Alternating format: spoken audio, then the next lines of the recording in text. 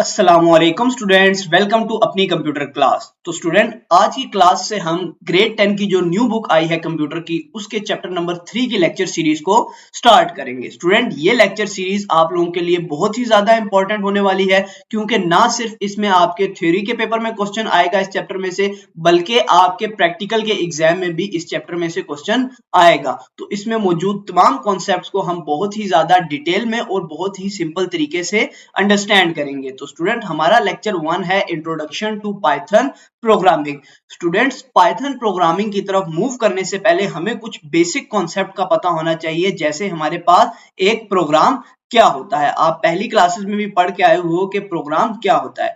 Students, programme कहते हैं एक सेट ऑफ इंस्ट्रक्शंस को जो हम कंप्यूटर को देते हैं कोई भी स्पेसिफिक टास्क परफॉर्म करने के लिए। एक बात याद रखिएगा, कंप्यूटर एक मशीन या आप डिवाइस कह लो, वो इंसानी जुबान नहीं समझ सकती, ठीक है। वो आपकी बात अंडरस्टैंड नहीं कर सकती। अगर आपने उसके साथ कम्युनिकेट करना है तो आपको उसे उसकी जुबान में इंस्ट्रक्शंस देनी पड़ती हैं, और प्रोग्राम हमारे पास वो जरिया होता है जिसका इस्तेमाल करके इंसान कंप्यूटर के साथ कम्युनिकेट करता है, उसे कुछ इंस्ट्रक्शन देता है ताकि कंप्यूटर उसके लिए कोई भी टास्क परफॉर्म कर सके।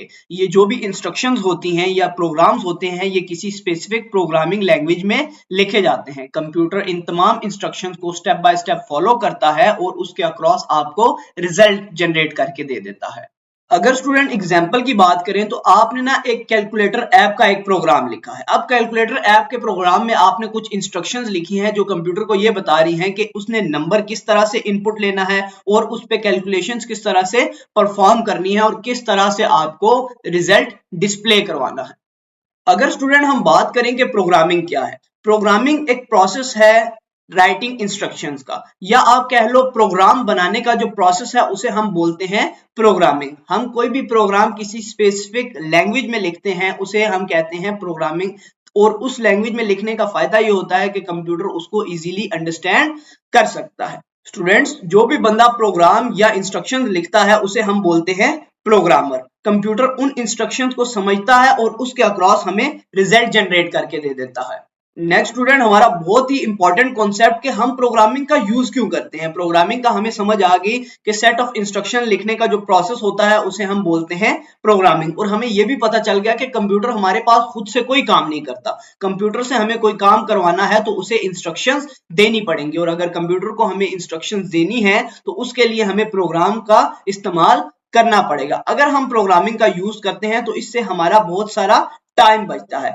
बहुत सारे टास्क ऐसे होते हैं ना जो एक तरह के होते हैं, जो बार बार रिपीट हो रहे होते हैं, तो हम इंस्ट्रक्शंस के जरिए, हम प्रोग्राम के जरिए उनको कर सकते हैं। जिन सॉफ्टवेयर के जरिए हम वो टास्क परफॉर्म कर रहे होते हैं, हम उन्हें इंस्ट्रक्शंस दे सकते हैं कि आपने इस तरह से इसको बार बार करना है। उससे क्या होगा, हमारा टाइम बच जाएगा। रिड्यूस एरर्स, हमारी इंस्ट्रक्शंस अगर क्लियर हों तो कंप्यूटर उसको बहुत ही इजीली अंडरस्टैंड कर सकता है और हमें करेक्ट आउटपुट दे सकता है। ये इसकी एग्जांपल आप ऐसे ले सकते हो कि आपके पास ना कोई इंसान आता है, वो कहता है यार मुझे इस जगह का ना रास्ता बता दो। आप उसे कहते हो यहाँ से जाओ, राइट ले लो, लेफ्ट ले लो, आगे इस लोकेशन पर ये घर आ जाएगा या ये बिल्डिंग आ जाएगी। तो जितनी प्रिसाइज, जितनी क्लियर आपकी इंस्ट्रक्शन होंगी, उस बंदे के लिए उतना ही आसान होगा उस लोकेशन को, उस रास्ते को समझना। इसी तरह जितनी क्लियर आपकी इंस्ट्रक्शंस होंगी उतना ही कंप्यूटर के लिए आसान होगा उन इंस्ट्रक्शन को समझना और उसके अक्रॉस आपको रिजल्ट जनरेट करके देना। फिर है स्टूडेंट बिल्ड टूल्स। प्रोग्रामिंग का यूज हम करते हैं डिफरेंट एप्लीकेशंस, वेबसाइट्स, गेम्स या डिफरेंट तरह के सिस्टम्स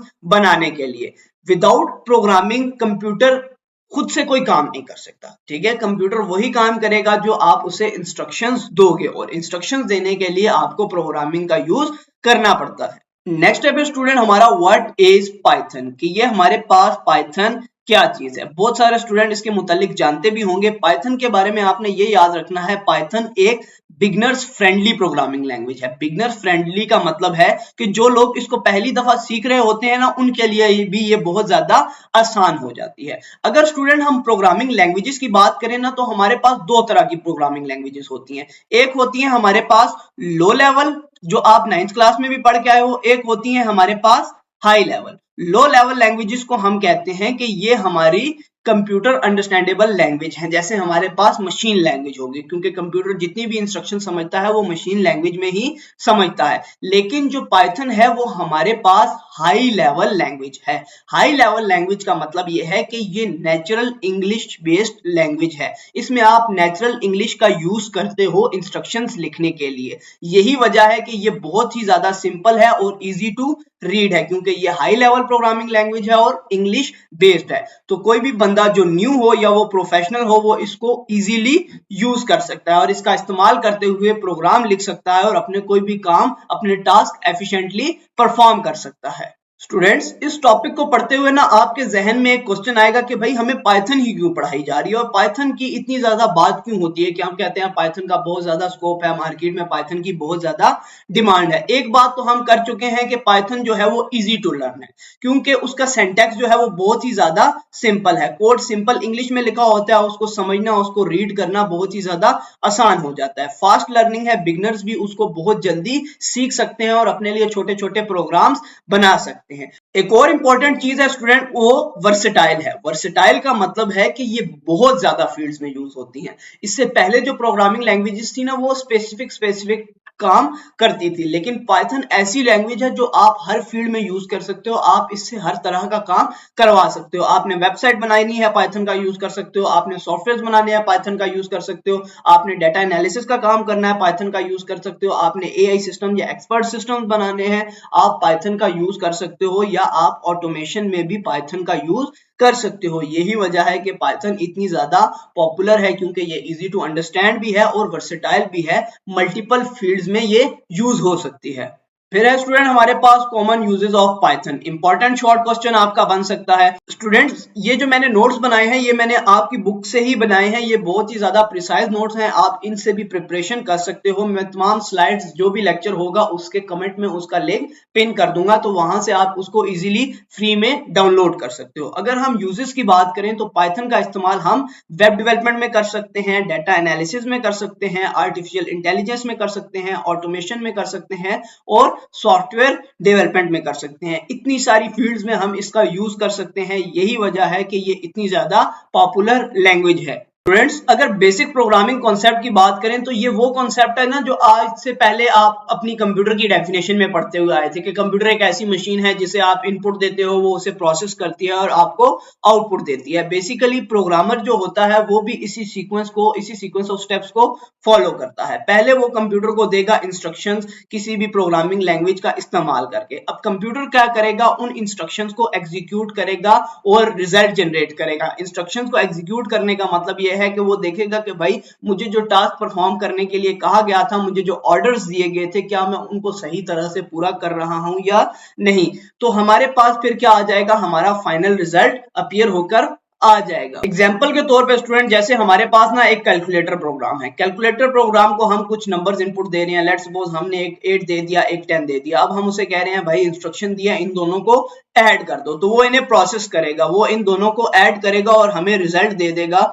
हमारे पास फाइनल रिजल्ट 18 आ जाएगा। इस तरह से हमारे पास प्रोग्रामिंग का कॉन्सेप्ट या कंप्यूटर हमारे पास काम करता है। नेक्स्ट स्टूडेंट, बहुत ही इंपॉर्टेंट बात आपने याद रखनी है कि कंप्यूटर खुद से कोई काम नहीं करेगा। वो खुद से सोच के या खुद से गैस लगाकर कोई काम नहीं करेगा। कंप्यूटर सिर्फ उन्हीं इंस्ट्रक्शंस को फॉलो करेगा जो प्रोग्रामर उसे देगा। इसलिए जो प्रोग्रामर इंस्ट्रक्शंस दे रहा है बहुत ही ज्यादा क्लियर होनी चाहिए, करेक्ट होनी चाहिए, स्टेप बाय स्टेप होनी चाहिए और प्रिसाइज होनी चाहिए। यानी कि जिस इंटेंडेड पर्पस के लिए उनको लिखा जा रहा है वो काम वो अच्छे तरीके से करे। अगर इंस्ट्रक्शंस अनक्लियर हो तो जो आपके प्रोग्राम की एग्जीक्यूशन के बाद रिजल्ट आएगा वो भी अनक्लियर या रॉन्ग होगा, उसमें एरर्स होंगे। फिर आपको उन एरर्स को फिक्स करना पड़ेगा, जिसे हम डिबगिंग कहते हैं। स्टूडेंट्स, एक और इंपॉर्टेंट पॉइंट कि अगर आपने इसका आइडियली सॉफ्टवेयर डाउनलोड करना है तो उसका लिंक भी मैं वीडियो की डिस्क्रिप्शन में डाल दूंगा।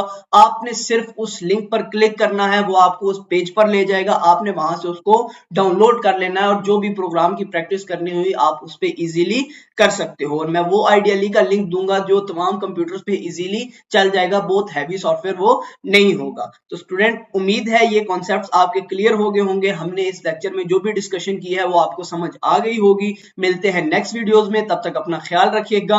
अल्लाह हाफिज।